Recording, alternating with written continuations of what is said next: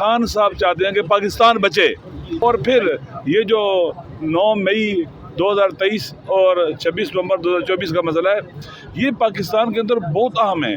देखिए 9 मई की बुनियाद पर इन्होंने पूरी एक पार्टी को इंतशारी टोला, दहशतगर्द, गद्दार वतन, पता नहीं क्या कुछ नहीं बनाया, और कितना जुल्म किया लोगों के ऊपर, लोगों को मारा पीटा, ऐसा तशद्दुद किया जो शायद किसी फाशिस्ट दौर में भी ना हो। और इतने पजल्ड हैं, इन लोगों के सर में गोलियां मारी, कत्ल किया और उनको शहीद किया, ज़ख्मी किया।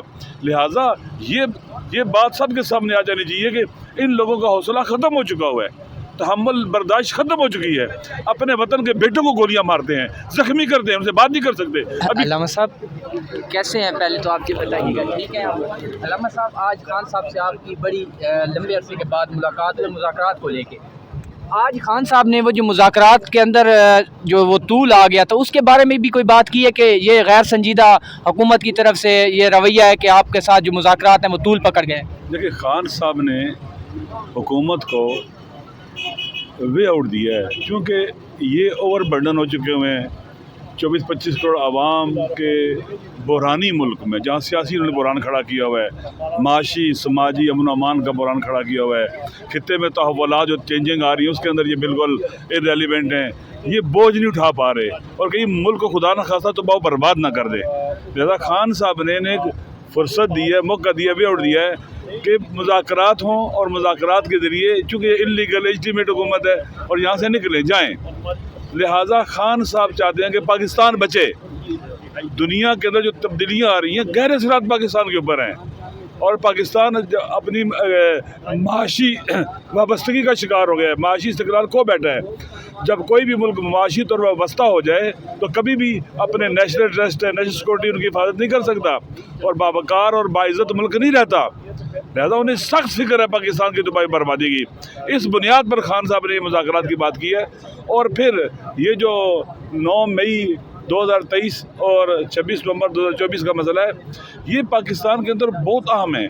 देखिए 9 मई की बुनियाद पर इन्होंने पूरी एक पार्टी को इंतशारी टोला, दहशतगर्द, गद्दार वतन, पता नहीं क्या कुछ नहीं बनाया, और कितना जुल्म किया लोगों के ऊपर, घरों में गिरसे चादर तकद्दुस पामाल किया, लोगों को मारा पीटा, ऐसा तशद्दुद किया जो शायद किसी फाशिस्ट दौर में भी ना हो, ऐसा तशद्दुद किया लोगों के ऊपर। लिहाजा लोगों इस वक्त पाकिस्तान के अवाम का सिस्टम पर एतमाद उठ चुका हुआ है। 9 मई हल होना चाहिए, क्योंकि 9 मई की बुनियाद पर नैरेटिव बनाया गया ऐसा।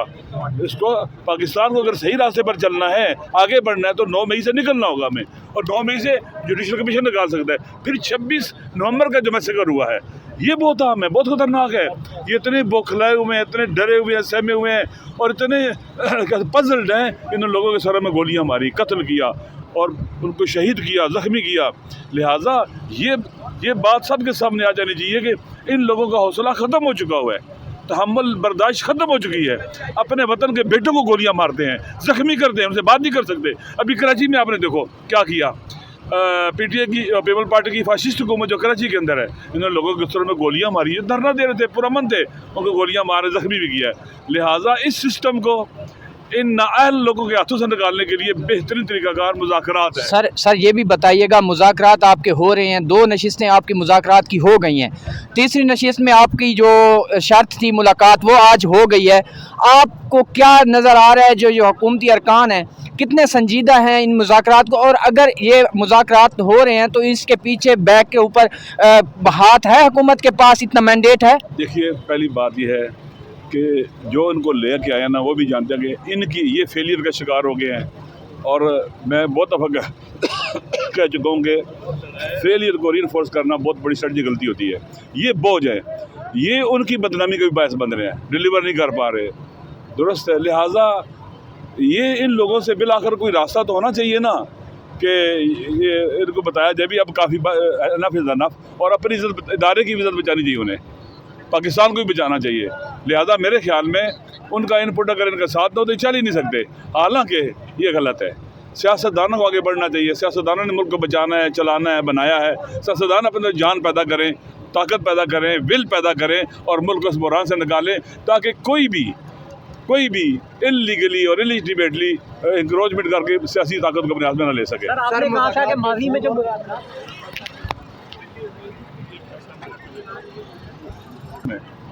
باہر نہیں ملاقات ہوئی، لیکن خان اسی طرح سے مطمئن ہے. یقین کر لیں، نہیں لگتا وہ جیل کے اندر ہے، نہیں لگتا کہ وہ قیدی ہے. اسے پاکستان کی فکر ہے، اسے اپنے جیل میں جو قید میں دوست ہیں، ساتھی ہیں، سیاسی پولیٹیکل ورکر، ان کی فکر ہے. پاکستان کی سالمیت کی فکر ہے، پاکستان کے وقار کی فکر ہے، پاکستان کے اداروں کی تباہی کی فکر ہے. وہ اس طرح سے باتیں کرتا ہے، وہ ان کو بچانے کی باتیں کرتا ہے، وہ ان کے بارے میں وہ دل سوزی کرتا ہے کہ ان کو سمجھ آنی چاہیے، ان نالائقوں کو اور ان ڈفرز کو سمجھ آنی چاہیے کہ ہمارا ملک تباہ نہیں ہونا چاہیے، اور یہ تباہ ہو رہا ہے. لہذا سے نکلیں. خان صاحب چاہتے ہیں کہ سارے ادارے محفوظ ہوں، سارے ادارے قوی ہوں، سارے ادارے کیا کہتے ہیں کہ اپنا کردار ادا کر سکے اپنی اپنی جگہ پر، کوئی انکروچمنٹ نہ کرے، باہر نہ نکلے. خان کو اگر کوئی فکر ہے، پاکستان کی فکر ہے، پاکستان کی عزت اور وقار کی فکر ہے، پاکستان کی سالمیت کی فکر ہے، پاکستان کے استقلال کی فکر ہے، اور پاکستان کے ارریلیونٹ ہونے سے دنیا کے اندر ان کو بہت زیادہ دکھ ہے، تکلیف میں ہے وہ اس وقت. باقی ان کو اپنی قید کی کوئی پرواہ نہیں ہے. واقعاً قید وہ جوان مردوں کی طرح جی رہا ہے، لگتا ہے وہ جوان مرد ہے، شیر ہے، دلیر ہے، بہادر ہے، اور اس نے ان کے سارے جو اس کے بارے میں انالیسس تھے، اسیسمنٹ تھی، ساری ناکام ہو گئی ہیں. سارے جھوٹ سامنے آ گئے ہیں. کہتے تھے وہ بزدل ہے، گولی لگے گی بھاگ جائے گا، نہیں بھاگا. کہتے تھے وہ نشہ کرتا ہے، کہاں گیا نشہ.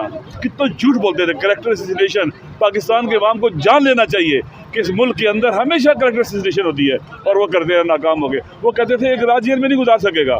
وہ جیل میں شہروں کی طرح بیمار نہیں ہوا ہے. آتا ہے پاکستان کے اندر اسلام آباد میں کسی شبابی میں نہیں گیا ہے.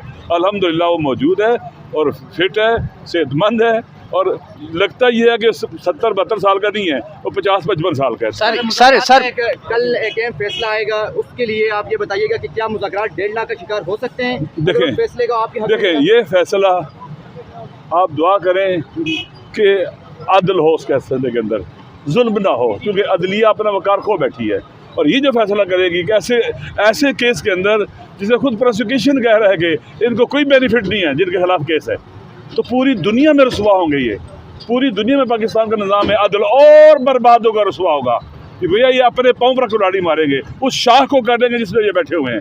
لہذا دعا کریں یہ ایسا فیصلہ نہ کریں. مذاکرات میں کوئی خلل تو نہیں پڑے؟ سنیں ایسا فیصلہ نہ کریں. اگر ایسا کر دیا تو یہ انہوں نے اپنے منہ کے اوپر غلط ملی ہے. پھر لہذا مذاکرات خان صاحب نے کہا ہے کہ ہم نے ان کو لکھ کے دینا ہے، مطالبات ہیں جوڈیشل کمیشن کا قیام، اور سیاسی جو قیدی ہیں ان کے راستے میں رکاوٹیں نہ کھڑی کریں اور کورٹس کو اپنا راستہ لینے دیں. سر یہ جو سامنے مذاکرات ہو رہے ہیں سر یہ جو سامنے مذاکرات ہو رہے ہیں، کیا یہی مذاکرات ہو رہے ہیں؟ بیک ڈور پہ کوئی مذاکرات نہیں ہو؟ آپ پاکستانی ہو نا؟